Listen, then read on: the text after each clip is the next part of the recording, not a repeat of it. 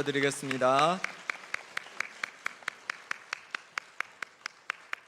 네, 호산나 찬양대의 귀한 찬양 너무 감사합니다. 우리 옆 사람과 인사하겠습니다. 하나님께서 성도님과 함께 하십니다. 하나님께서 성도님과 함께 하십니다. 네, 하나님께서 우리 성도님 한 분 한 분 이 자리 가운데 함께 하고 계신 줄 믿습니다. 우리나라는 2018년에 국민소득 3만 부를 돌파했습니다. 그리고 우리나라가 세계 경제 10대 대국에 이제 들어가게 되었고요. 그리고 선진국 반열에 우리가 들어가게 또 되었습니다. 한국 전쟁으로 말미암아서 정말로 가난하고 또 어려웠던 이 대한민국이 이렇게 놀랍게 발전한 것을 보고 세계 사람들은 한강의 기적이다, 한강의 기적이다 이렇게 얘기하면서 그렇게 놀라워했습니다. 그럼 어떻게 이렇게 놀랍게 발전할 수 있게 되었을까요? 무엇 때문일까요? 어릴 때 그 콧물이 참 많이 났던 것 같아요. 그죠? 그래서 우리 어르신들도 또 저 자랄 때 왜 이렇게 콧물이 났는지 모르겠어요. 그러면 이제 어머니들이 코를 딱 잡고 뭐 하라고 하죠? 흥해라, 흥. 예, 흥해라, 흥. 예, 우리나라가 왜 이렇게 발전하게 됐을까? 예, 우리 어머니들이 흥해라, 흥. 그래서 이렇게 흥하게 되었답니다. 이렇게 우리나라가 잘 살게 되었는데 그러면 잘 살게 된 만큼 우리나라가 행복해졌을까? 매년 그 나라들을 이제 조사를 합니다. 행복지수를 조사해서 순위를 매기는데 137개국을 조사했는데 우리가 몇 등이나 했을까요? 57등 했답니다. OECD 38개 나라 중에서는 몇 등을 했냐면 35위를 했대요. 그래서 우리보다 못한 나라가 어딘가 봤더니 그리스, 콜롬비아, 튀르키아 이런 나라들이 우리보다 좀 덜 행복하고 그런 나라들이 웬만한 나라들이 우리보다 더 행복하다 이렇게 얘기했다는 거예요. 거의 이제 최하위로 OECD 국가 중에서는 그렇게 거의 꼴찌죠, 꼴찌. 그럼에도 불구하고 우리가 1등한 것이 있습니다. 뭐 1등 했을까요? 세계, 정확히, 이건 너무 정확히 하세요. 자살률이 세계 1등이라고 그러고 또 어린이 행복 최저 순위 1등이랍니다. 또 청소년 행복 최저 순위 1등이라는 거죠. 그러니까 끝에서 1등이라는 거죠. 우리나라가 이렇게 잘 살게 되었는데 우리가 더 행복하지 않다는 겁니다. 또 우리 자녀들도 우리보다도 더 행복하지 않다는 거예요. 도대체 왜 우리는 이렇게 잘 살게 되었는데 행복하지 않을까? 여러 가지 이유가 있을 겁니다. 그런데 그 중에 하나는 뭐로 생각되냐면 바로 비교하는 마음 때문에 그런 것 같아요. 서로를 비교하다 보니까 행복하지 않은 겁니다.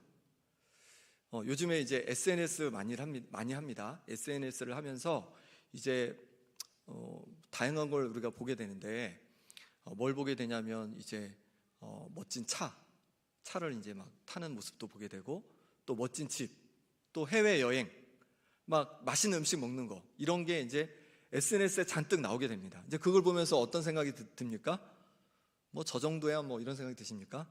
그런 생각이 아니라 나는 저렇게 못 사는데, 나는 저런 차 못 사는데, 나는 저런 집에서 안 살고 있는데, 나는 지금 여행 가는 거 꿈도 못 꾸는데, 일하기 너무 바쁜데 이런 생각이 들잖아요. 그렇게 서로 비교하는 마음이 들다 보면 나는 안 행복한 거구나, 나는 불행한 거구나 이런 마음을 갖게 된다는 것입니다. 비교하는 마음이 우리를 불행하게 만들어 간다는 거예요. 사울왕은 여인들이 다윗을 더 높여서 사울은 천천히요, 다윗은 만만히요 라고 했을 때 마음속에 시기심이 생겼습니다. 그래서 그 시기심이 얼마나 갔냐면 평생 동안 그 시기심이 이 사울을 잡고 있었던 겁니다. 그래서 끊임없이 다윗과 비교하면서 불행한 삶을 그렇게 살아갈 수밖에 없었습니다. 그러면 사울왕은 정말 불행할 만한 그런 인생이었을까요? 가진 것이 정말 없었을까요? 그렇지 않았습니다. 사울왕은 이스라엘의 첫 번째 왕이었어요. 그리고 힘이 있었고 군대가 있었고 많은 재물도 있었습니다. 그럼에도 불구하고 다윗과 끊임없이 비교하다 보니까 행복한 그런 삶을 살아갈 수 없었고 자기에게 주신 그런 달란트를 활용하지 못하며 비참하게 결국 전쟁터에서 죽게 되고 맙니다. 우리도 마찬가지입니다. 다른 사람과 자꾸만 비교하다 보면 우린 행복할 수 없습니다. 그런데도 우리는 자꾸 비교를 합니다. 나 자신을 다른 사람과 비교하고 또 내 가족을 비교합니다. 배우자를 비교하고 자녀들을 비교하고 심지어 부모님을 비교하기도 합니다. 그리고 내가 가진 일을 가지고 내가 하는 직업을 가지고 다른 사람과 다른 친구들과 비교하기도 한다는 것입니다. 이런 비교가 우리를 점점 불행한 인생으로 만들어가는 것입니다. 지난주 월요일부터 금요일까지 청년 다니엘 기도회가 있었습니다. 목사님과 장로님 또 우리 권사님, 집사님들이 오셔서 맛있는 간식도 사주시고 또 기도해 주셔서 얼마나 큰 힘이 되고 은혜가 되었는지 모릅니다. 그 마지막 금요일 날에 캄보디아의 김현희 선교사님이 젊음의 11조라는 제목으로 간증을 해주셨습니다. 김현희 선교사님은 21세에 21살에 캄보디아에 2주간 비전 트립을 가게 됩니다. 비전 트립을 가서 그 캄보디아의 정말 가난하고 못 사는 그 아이들을 바라보는데 아이들이 눈망울이 너무 막 맑은 거예요. 그래서 너무 좋은데 또 다가가기엔 너무 힘들었습니다. 왜냐하면 옷을 안 입고 있고 막 먼지 투성인 거예요. 그 때가 막 덕지덕지 붙어 있는 거예요. 아주 그리고 막 시궁창 같은 냄새가 나는 거예요. 그리고 머리에는 뭐가 있을까요? 이가 있는 겁니다. 그래서 호스로 이렇게 물을 뿌리면 떼꾸정물이 쫙 나오는 거예요. 그리고 머리를 감는데 이만 나오는 게 아니라 이보다 더 큰 벌레들이 막 튀어나오는 겁니다. 그래서 막 소리 지르고 놀라고 막 그리고 계속되는 그 모기와 벌레들 계속되는 공격 때문에 참 힘든 시간을 보냈다고 합니다. 그런데 그렇게 캄보디아에 갔다가 돌아와서 두 가지 생각이 들었다고 합니다. 하나는 뭐냐면 그 아이들 눈동자가 자꾸만 생각나는 거예요. 그래서 나 또 가고 싶다라는 마음, 다시 가고 싶다는 마음이 들었고 또 하나 든 생각은 뭐냐면 바로 감사함이었다고 합니다.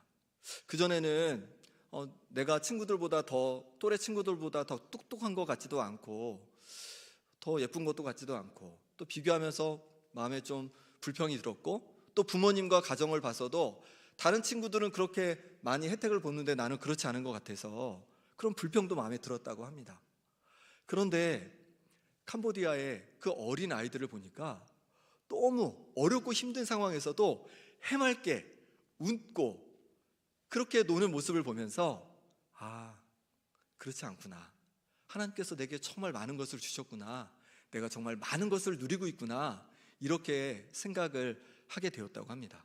그래서 그것이 너무 감사해서 다시 캄보디아로 가게 되고 20대 때 처녀의 몸으로 12년 동안이나 그곳에서 캄보디아 어린 영혼들, 빈민촌에 있는 그 어린 영혼들을 돌보고 섬기고 또 가르치는 그런 역할을 했다는 그런 간증을 듣게 되었습니다. 그렇습니다. 하나님께서는 우리에게 정말 많은 것을 주셨습니다. 하지만 우리가 그것을 감사하지 못하고 그것을 깨닫지 못하면 다른 사람과 비교함으로 말미암아 우리는 불평하고 또 우리는 행복하지 않을 수밖에 없다는 거예요. 다른 사람과 비교하는 것을 우리가 멈춰야 합니다. 그럼 어떻게 우리는 다른 사람과 비교하지 않고 그렇게 살아갈 수 있을까요? 세상의 시선이 아니라 하나님의 시선으로 우리 자신을 바라보면 됩니다. 하나님의 마음으로 우리를 바라보면 돼요. 그럼 하나님의 시선, 하나님의 마음을 어떻게 알 수 있습니까? 바로 하나님의 말씀인 성경을 통해서 우리는 알 수 있습니다. 이 말씀에 비춰서 우리가 어떤 존재인지를 알면 우리는 비교를 끝낼 수 있습니다. 그럼 하나님의 생각은 무엇일까요? 첫 번째는 뭐냐면 세상에 하찮은 사람은 없다는 겁니다. 세상에 하찮은 사람은 없다는 거예요. 창세기 1장 26절 함께 읽어보겠습니다. 하나님이 이르시되 우리의 형상을 따라 우리의 모양대로 우리가 사람을 만들고. 아멘. 하나님께서 사람을 만드실 때 누구의 형상대로 만드셨다고 하냐면 바로 하나님의 형상대로 만들었다는 거예요. 그럼 하나님의 형상이 무엇일까요? 학자들은 여러 가지를 얘기합니다. 그런데 그걸 우리가 다 몰라도 우리 속에 무엇이 담겨 있냐면 하나님의 것이 담겨 있다는 거예요. 하나님의 형상으로 우리를 만드셨다는 것은 하나님의 것이 우리 속에 담겨 있다는 겁니다. 그러니 우리는 존귀한 자임을 우리에게 말씀해주고 있는 것이죠. 키가 크거나 키가 작거나 코가 오똑하거나 코가 좀 납작하거나 다 하나님의 형상이 담겨 있다는 거예요. 제가 그 전에 교회에서 사역을 할 때 같이 사역했던 전도사님이 딸 자랑을 하면서 딸이 예쁘고 코도 오똑하니까 딸 자랑을 막 하시면서 어떻게 그렇게 코가 오똑해졌는지 아느냐 그렇게 얘기하시더라고요. 그래서 어떻게 그렇게 됐냐 그랬더니 어릴 때 코를 자꾸 그렇게 만져주셨대요. 여기를. 그래서 코가 이렇게 오똑하게 됐다고. 저도 그때 전도사였거든요. 전도사님도 이제 딸을 낳으면 코를 이렇게 많이 만져주라고. 그래서 제가 어릴 때 저희 딸 코를 만져줬을까요? 예, 열심히 만져줬습니다. 근데 별로 효과는 없는 것 같아요. 예, 그렇습니다. 재물이 많거나 재물이 적거나 많이 배웠거나 많이 배우지 못했거나 다 우리 속에는 하나님의 형상이 담겨 있다는 거예요. 그래서 우리는 어떤 사람이다? 존귀한 사람이라고 말씀하고 있는 겁니다. 특별히 하나님께서는 우리를 그리스도 안에서 창세 전에 택하셨다고 합니다. 우리 에베소서 1장 4절 5절 말씀 같이 읽어보겠습니다.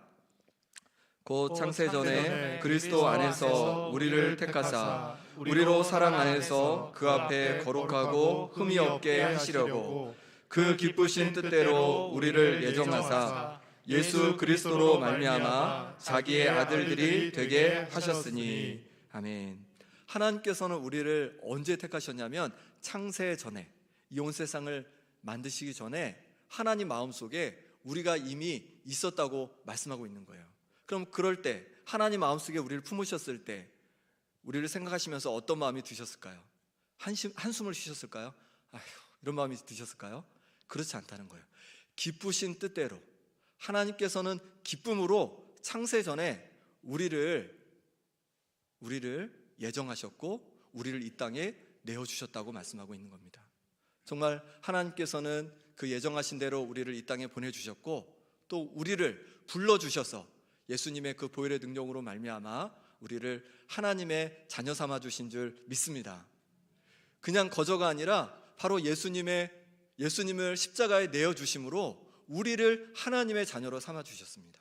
그러니 얼마나 우리는 소중하고 귀한 사람들입니까? 창세전에 우리를 그 기쁨으로 우리를 예정해 주셨고 또 당신의 아들 예수님을 내어주셔서 우리를 하나님의 자녀로 삼아 주셨습니다. 그러니 우리 자신을 바라볼 때 내가 한심한 사람, 별 볼 일 없는 사람으로 절대 생각하지 마시기 바랍니다. 하나님께서 창조하신, 하나님의 형상대로 창조하신, 하나님께서 예정하신 우리는 하나님 앞에 존귀한 자인 줄 믿습니다. 우리 옆 사람과 인사하실 때 성도님은 하나님의 형상대로 창조된 귀한 사람입니다. 인사해 보겠습니다. 성도님은 하나님의 형상대로 창조된 귀한 사람입니다. 예, 우리는 모두 귀한 사람입니다. 자신을 한없이 별 볼 일 없는 사람으로 여겼던 한 사람이 있습니다. 이 사람은 노예의 아들로 태어났습니다. 그런데 누이의 도움으로 공주의 아들로 입양을 가게 되었습니다. 그렇게 왕자로 생활을 하다가 자신의 동족인 노예들이 매를 맞는 것을 보고 화가 나서 왕의 부하를 그만 죽여버렸습니다. 그런데 그 사실이 탄로가 나게 되었고 결국 도망자가 됩니다. 도망쳐서 이제 한 광야에 머물러 살게 되었습니다. 왕자의 생활을 하다가 이제 광야에서 양을 치는 목자로 그렇게 살아가게 된 거예요. 1년, 2년, 몇 년 동안 무려 40년 동안이나 그렇게 광야에서 살아가게 되었습니다. 나이는 이제 80세가 되었습니다. 이 사람이 누구겠습니까? 예, 맞습니다. 모세입니다. 모세입니다. 모세는 이제 노예로 있던 자신의 동족을 돕겠다는 비전을 다 잃어버렸습니다. 자신도 별 볼 일 없는 존재로 느껴졌습니다. 그런데 그때에 하나님께서 모세를 찾아오십니다. 그리고는 너의 동족 이스라엘 민족을 애굽의 바로왕의 손에서 건져내라, 구원해내라 이렇게 말씀하시는 거예요. 모세는 그 하나님의 부르심에 응답하지 못했습니다. 왜일까요? 자신은 나이도 많고, 나이가 몇 살이라고 그랬죠? 80세, 나이도 많고, 예전에는 애굽의 왕자였지만 이제 그냥 한낱 양을 치는 목자에 불과하고 또 말도 잘하지 못하고 자신은 절대 바로왕에게 갈 수 없는 존재라고 이야기했습니다. 바로왕에 비해 힘도 없고 능력도 없고 그 무엇 하나 낳지 못하니 자신은 결코 바로왕과 대결할 수 없다고 그렇게 하나님께 말씀드렸습니다. 그래서 내가 누구이기에 갑니까? 나는 말을 할 줄 못합니다. 말을 할 줄 모릅니다. 라고 하면서 하나님의 부르심에 응답하지 못했습니다. 그런데 그때 하나님께서는 이렇게 말씀하십니다. 우리 출애굽기 4장 11절 12절 말씀 같이 읽습니다. 여호와께서 그에게 이르시되 누가 사람의 입을 지었느냐? 누가 말 못하는 자나 못 듣는 자나 눈 밝은 자나 맹인이 되게 하였느냐? 나 여호와가 아니냐? 이제 가라. 내가 내 입과 함께 있어서 할 말을 가르치리라. 아멘. 누가 모세의 입을 지으셨습니까? 바로 하나님께서 지으셨습니다. 그러니 나는 말할 줄 모른다 라고 하는 것은 모세의 입을 창조하신 하나님을 욕되게 하는 것이라고 말씀하고 있는 거예요. 성도님들도 자신이 한찮고 또 별 볼 일 없는 존재라고 생각하신 적이 있으십니까? 우리는 하나님께서 창조하셨습니다. 하나님의 형상을 담아서 존귀하게 창조하셨습니다. 그러니 나는 할 수 없어. 나는 하찮은 인간이야. 나는 별 볼 일 없는 인간이야 라고 하는 것은 우리를 창조하신 하나님을 욕되게 하는 것입니다. 하나님의 마음을 아프게 하는 것이에요. 그러니 우리 자신을 하찮게 여기지 마시기를 바랍니다. 하나님께서 창조하신 존귀한 존재임을 그렇게 느끼고 살아가는 우리 성도님들 되시기 바랍니다. 그리고 지금껏 나를 함부로 대하고 나에 대해서 한심한 사람처럼 그렇게 여겼던 우리의 마음을 하나님 앞에 회개하는 성도님들 되시기를 소망합니다. 이제 우리 자신이 얼마나 소중한지를, 존귀한 자인지를 알았습니다. 그러면 우리는 다른 이들도 존귀한 자임을 알게 됩니다. 우리가 하나님의 형상을 담아 이 땅에 내어졌기 때문에 존귀한 사람들인 것처럼 모든 세상의 사람들도 하나님의 형상으로 지음받았습니다. 하나님의 것이 그 속에 다 들어있습니다. 옆에 분을 한번 보십시오. 하나님의 형상이 담겨 있습니다. 뭔지는 잘 모르겠지만 하나님의 형상이 담겨 있습니다. 그러니 우리는 모두 다 존귀한 자다라고 말씀하시는 거예요. 그런데 존귀한 자들을 우리가 함부로 대하면 어떡할까요? 누가 마음이 아프실까요? 우리를 창조하신 하나님 마음이 아프신 겁니다. 우리 자녀들이 밖에 나가서 다른 사람한테 욕을 먹거나 다른 사람이 함부로 대하는 것을 우리가 보거나 듣는다면 어떨까요? 굉장히 화가 날 거예요. 그죠? 기분이 너무 안 좋고 화가 날 거예요. 마찬가지로 하나님께서는 하나님의 형상으로 창조하신 우리가 사람들을 함부로 대하는 것을 하나님께서는 절대 기뻐하지 않고 너무도 마음 아파하신다는 겁니다. 이스라엘 백성이 하나님께 가나안 땅을 선물 받았지만 그곳에서 쫓겨나게 됩니다. 왜냐하면 그들이 죄를 지었기 때문인데 두 가지 죄입니다. 하나는 뭐냐면 하나님을 사랑하지 않는 게 죄입니다.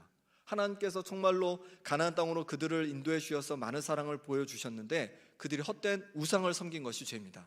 두 번째 죄는 무엇이냐면 바로 이웃을 사랑하지 않은 것이 죄입니다. 어떻게 이웃을 사랑하지 않았을까요? 이스라엘 백성들은 그 힘 있는 지도자들이 그 힘을 이용해서 약자들을 억압했습니다. 하나님께서 왜 지도자로 세우시고 힘을 주셨을까요?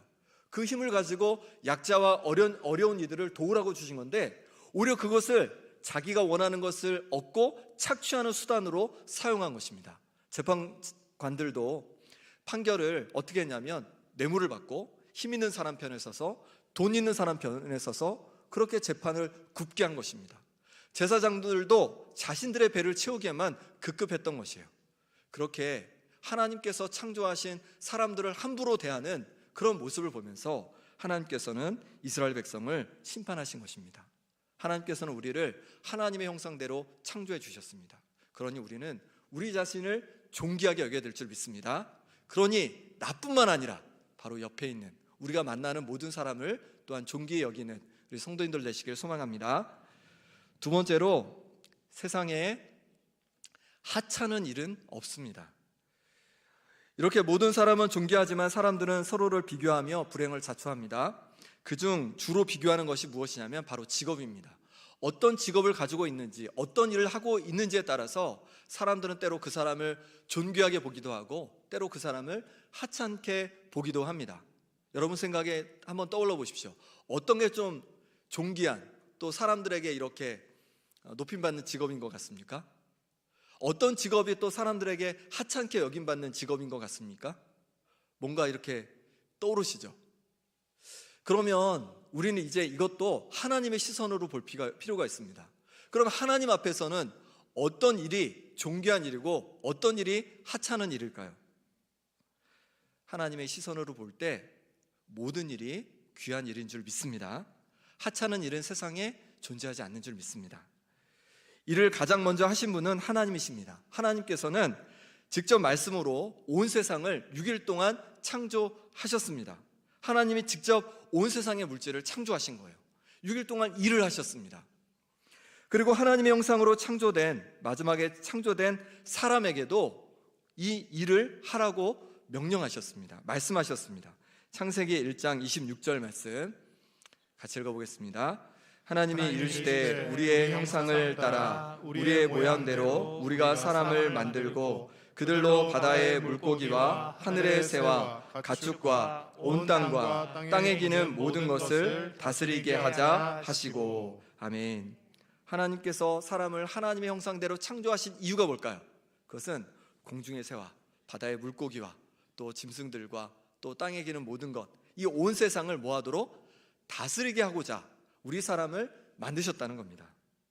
하나님께서 하나님의 형상대로 우리 인간을 창조하신 이유가 하나님을 대신해서 이 세상을 다스리도록 그렇게 위임하기 위해서라고 말씀하시는 거예요. 고대 왕들은요, 자신들의 그 형상을 자기가 다스리는 지역 곳곳에 갖다가 세워 놓았다고 합니다. 이것은 곧 자신의 통치를 상징하는 그런 것이었습니다. 인간을 하나님의 형상으로 지으셨다는 것은 곧 온 세상의 왕이신 하나님께서 하나님을 대신하여 세상을 다스리도록 우리를 지으셨다는 것을 말씀하시는 거예요. 그러면 하나님께서는 우리 사람을 하나님의 형상대로 창조하셔서 이 세상을 어떻게 다스리라고 하실까요? 어떻게? 우리 창세기 1장 28절 말씀 제가 읽어보겠습니다. 하나님이 그들에게 복을 주시며 하나님이 그들에게 이르시되 생육하고 번성하여 땅에 충만하라. 땅을 정복하라. 바다의 물고기와 하늘의 새와 땅에 움직이는 모든 생물을 다스리라 하시니라. 아멘. 생육하고 번성하여 땅에 충만하라 이렇게 말씀하시는 거예요. 그리고 그것을 정복하라 이렇게 말씀하시는 거예요. 다스리라 이렇게 말씀하시는 거예요. 정복하라고 하니까 막 착취하고 빼앗고 정말로 서구 사람들은 그렇게 생각했습니다. 근데 그것이 아니라 잘 돌보고 창의적으로 세상을 더 풍성한 땅으로, 더 유익한 땅으로 바꾸어가라는 말씀이세요. 하나님께서는 우리 사람들이 가만히 있지 않고 세상으로 나아가기를 원하시는 거예요. 그리고 세상을 바꾸어가기를 원하시는 겁니다. 더 풍성한 세상으로 만들어가기를 원하고 더 유익한 땅으로 만들어가기를 원하시는 거예요. 그러니 세상을 유익하게 하고 사람을 유익하게 하고 풍성하게 하는 그 일은, 우리가 그런 일을 감당한다면 그 일이 바로 하나님께서 주신 우리를 주신 그 명령대로, 우리를 이 땅에 창조하신, 사람을 창조하신 그 목적대로 우리가 잘 살고 있는 겁니다. 농사를 이제 짓는 분이 많으실 것 같아요. 저도 이제 어릴 때 부모님이 농사 지으시고 지금도 이제 조금이지만 짓고 계신데, 농사를 지을 때도 이렇게 많이 창의성이 좀 필요하더라고요. 그래서 좀 다르게 짓기도 하고 그러면 더 수확이 많기도 하고, 어쨌든 우리의 그 창의성과 열심을 통해서 많은 수확을 내서 많은 사람들이 그것을 통해서 먹고 누릴 수 있도록 해준다면 그것도 우리가 세상을 다스리는 방법이라고 말씀하시는 겁니다.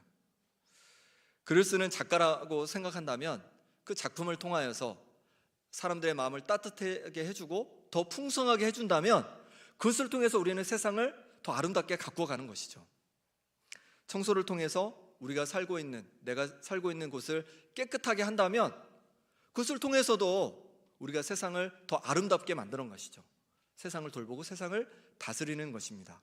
환경 위기가 이제 계속되고 있는데 하나님께서는 이 지구를 우리에게 맡기셨습니다. 우리가 잘 돌보고 지키라고 말씀하셔 주셨습니다. 그래서 우리가 이 지구를 잘 돌보고 지키는 일을 감당한다면 그것이 우리가 세상을 잘 다스리는 방법일 겁니다. 광양 제철소가 있습니다. 그래서 대부분의 분들이 이 제철소에서 관련돼서 일을 많이 하시는 것을 보게 됩니다. 제철소는 뭐 하는 곳이죠? 쇠를 만드는 곳이죠. 저는 그렇게 알고 있습니다. 쇠를 만들어서 그 쇠를 가지고 이제 보내면 자동차도 만들고 배도 만들고 또 다리도 만들고 여러 가지를 막 만들겠죠. 그럼 우리가 더 편리하게, 더 행복하게 그렇게 살아갈 수 있도록 우리를 돕는 것입니다. 그러니 이곳에서, 제철소에서 또 관련돼서 일하시는 분들도 그런 마음을 가지고 열심히 또 최선을 다해 일한다면 그것이 또 하나님께 기쁨이 되고 또 세상을 다스리는 한 방법이 될 겁니다. 이뿐만 아니라 음식점에서 또 카페에서 음식을 통해서, 차를 통해서 다른 사람들을 행복하고 기쁘게 해준다면 그것도 우리에게 주신 그 달란트를 가지고 사람들을 기쁘게 해주고 유익하게 해주는 우리 나름대로의 세상을 다스리는 방법일 겁니다. 아파트나 건물을 짓기 위해 육체 노동을 하는 분들도 마찬가지예요. 이분들이 아파트를 지어서 사람들에게 또 편히 쉴 수 있는 집을 제공해 준다면 그것도 귀한 일이고 하나님께 영광 돌리는 일이고 그것을 통해서도 우리가 세상을 다스려 가는 것입니다. 공무원들도 그렇습니다. 우리 로마서 13장 3절 4절 말씀 같이 읽어보겠습니다. 다스리는 자들은 선한 일에 대하여 두려움이 되지 않고 악한 일에 대하여 되나니 내가 권세를 두려워하지 아니하려느냐. 선을 행하라. 그리하면 그에게 칭찬을 받으리라. 그는 하나님의 사역자가 되어 내게 선을 베푸는 자니라. 아멘. 여기서 다스리는 자는 로마의 그 관리들을 말하는 것이죠. 그러니까 우리로 치면 공무원들, 또 경찰들 이런 분들을 말하는 겁니다. 이런 분들이 누구라고 얘기하냐면 하나님의 사역자다 이렇게 말하는 겁니다. 이런 분들이 있기 때문에 우리가 안전하게 살 수 있는 거죠. 그래서 그분들이 우리를 안전하게 지켜주고 또 법을 통해서 법을 지키도록 그렇게 해주니까 그래서 우리가 안전하고 평안하게 살아갈 수 있는 것입니다. 이 공무원분들도 하나님의 사역자라는 거예요. 하나님께서 이분들을 통해서 세상을 더 풍성하고 아름답고 또 질서 있는 곳으로 바꾸어 가신다는 겁니다. 그렇습니다. 하나님께서는 우리에게 세상을 다스리는 사명을 우리에게 주셨습니다. 우리가 가진 그 창의성과 또 재능을 가지고 내가 할 수 있는 그 일을 가지고 하나님께 영광이 되고 또 세상과 사람들에게 유익이 된다면 그 일이 하나님께서 기뻐하는 일인 줄 믿습니다. 법관이든 회사 CEO든 청소를 하든 육체 노동을 하든 세상과 사람들에게 유익을 준다면 그 모든 것이 존귀한 일이라는 것이죠. 우리의 직분도 마찬가지입니다. 하찮은 직분은 없습니다. 목사님, 장로님, 권사님, 안수 집사님, 또 집사님, 성도님 하찮은 직분은 없다는 거예요. 우리에게 맡겨주신 그 직분을 감사히 여기고 내가 하나님께 영광을 돌리며 하나님 나라의 유익이 되도록 그렇게 열심히 충성되이 섬긴다면 그것을 하나님께서 기뻐하신 줄 믿습니다. 우리 디모데후서 2장 20절 말씀 제가 읽어보겠습니다. 큰 집에는 금그릇과 은그릇뿐 아니라 나무그릇과 질그릇도 있어 귀하게 쓰는 것도 있고 천하게 쓰는 것도 있나니 그러므로 누구든지 이런 것에서 자기를 깨끗하게 하면 귀히 쓰는 그릇이 되어 거룩하고 주인의 쓰심에 합당하며 모든 선한 일에 준비함이 되리라. 아멘. 집에 여러 그릇이 있습니다. 금그릇은 없을 수도 있을 것 같아요. 은그릇은 혹시 있을 수도 있겠습니다. 어쨌든 내가 귀하게 여기는 그릇이 있고 또 내가 매일 쓰는 그릇이 있고 한 번도 쓰지 않고 저 구석에 있는 그런 그릇도 있을 겁니다. 우리 교회에도 다양한 직분을 가지고 또 다양한 재능을 가진 우리 성도님들이 함께 모여 있습니다. 그럼 어떤 분들을 하나님께서 쓰실까요? 하나님께 쓰시는 그릇은 깨끗한 그릇이다라고 말씀하고 있습니다. 세상에 많은 직장이 있고 많은 일들이 있습니다. 하나님께서는 어떤 일을 사용하실까요?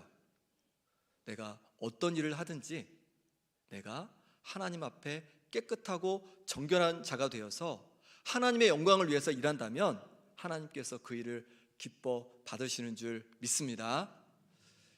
우리의 일은 어떤 일이든 하찮은 일이 없습니다. 하나님 보시기에 기쁨이 되는 그런 마음으로 내 자리에서 최선을 다해서 다른 이들을 유익하게 하고 또 세상을 풍성케 하는 우리 모든 성도님들 되시길 소망합니다. 이제 우리 함께 기도하겠습니다.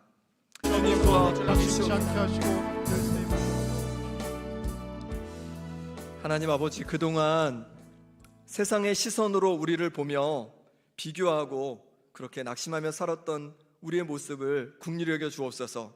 이제 하나님께서 우리를 존귀한 자다, 하나님의 형상대로 창조한 자다, 태초부터 예비한 자다, 우리를 기뻐하신다, 이렇게 말씀하시니 감사합니다. 이제 내 자신을 존귀한 자로 여기며 또 만나는 사람들을 존귀하게 여기며 살아가게 하여 주옵소서. 우리가 감당하는 일과 또 우리의 직분, 하나님 아버지 하찮은 것 하나도 없다고 말씀해 주셨습니다. 다 존귀한 일이고 존귀한 직분이다 말씀해 주셨습니다. 이제 하나님의 영광을 위해서, 또 하나님의 나라를 위하여, 또 세상과 이 모든 사람들의 유익을 위해서 우리의 일을 통하여, 우리의 직분을 통하여 쓰임받게 하여 주옵소서. 예수 그리스도의 이름으로 기도합니다.